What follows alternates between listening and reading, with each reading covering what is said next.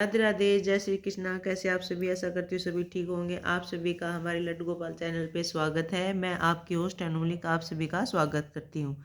आज की जो हमारी वीडियो है वह है कार्तिक पूर्णिमा की कहानी, जिसको हम स्नान दान पूर्णिमा बोलते हैं।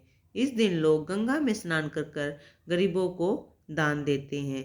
माना जाता है कि कार्तिक की पूर्णिमा को सुबह स्नान करके और जो गरीब लोगों को दान करते हैं इसका विशेष महत्व मिलता है और उनको बहुत सारा फल भी मिलता है। ज़्यादा देर ना करते हुए आइए कथा शुरू करते हैं। माना जाता है कि पुरानी कहानियों में माना जाता है कि तारकासुर नामक का एक राक्षस था जो कि बहुत ही बलवान था। उसके 3 पुत्र थे, तार्क्स, कमाक्स और विद्युन्माली। तारकासुर बहुत ही बलवान था। उसने धरती स्वर्ग पर अपना आतंक मचा रखा था, जिससे परेशान होकर देवताओं ने भगवान शिव की आराधना की और उनसे प्रार्थना की कि उस तारकासुर नामक असुर का अंत वो कर दे।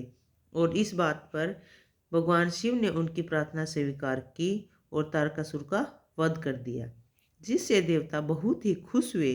और उसके 3 पुत्रों को जब ये बात पता चली तो उनको बड़ा दुख हुआ। उन्होंने इसका बदला लेने के लिए ब्रह्मा जी की घोर तपस्या की। उनकी तपस्या से प्रसन्न होकर ब्रह्मा जी ने तीनों को वरदान मांगने के लिए कहा। तीनों ने कहा कि हे ब्रह्मदेव, आप हमें अमर होने का वरदान दीजिए। ब्रह्मा जी बड़े विनम्र स्वभाव से कहते हैं कि अमरता के अलावा आप कोई भी वरदान मांग सकते हैं।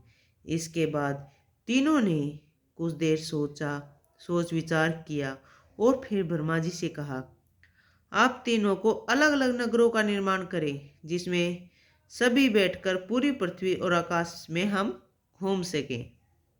1000 साल बाद जब भी हम मिलें तो हम तीनों नगर मिलकर एक हो जाएं। जो देवता तीनों नगरों में से एक ही बाण से नष्ट करने की क्षमता रखता हो वही हमारी मृत्यु का कारण बने। उन सभी की नज़र में यह एक असंभव कार्य था। वो सोच रहे थे कि ऐसा कोई कर नहीं सकता कि एक ही तीर से हम तीनों की नगरी का विनाश कर दे। उन्होंने यह वरदान ब्रह्मा जी से मांग लिया और तीनों ने अपने मायावी नगरी स्थापना कर ली।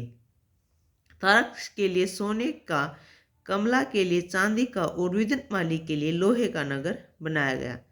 तीनों ने मिलकर तीनों लोकों पर अपना अधिकार जमा लिया। इंद्र देवता तीनों राक्षसों से बहुत ही भयभीत होकर भगवान शंकर की शरण में गए और कहा कि हे प्रभु, इन तीनों के जो हमारे ऊपर अत्याचार हो रहे हैं उनसे हमें मुक्त करें। भगवान शिव ने दानवों को नाश करने के लिए एक दिव्य रथ का निर्माण किया। इस दिव्य रथ की हर एक चीज देवताओं से बनवाई गई थी। चंद्रमा, सूर्य से पहिए बने। इंद्र, वरुण, यम और कुबेर से रथ के 4 घोड़े बने। हिमालय धनुष बने। शेष नाग प्रशंसा बने। भगवान शिव खुद बाण बने और बाण की नोक अग्निदेव स्वयं बने। इस दिव्य रथ पर भगवान शिव शंकर सवार हुए। देवताओं से वे बने इस रथ और तीनों भाइयों के बीच भयंकर युद्ध हुआ। युद्ध करते समय प्रभु लीला से एक ऐसा समय आ गया जब तीनों रथ एक ही सीध में आ गए।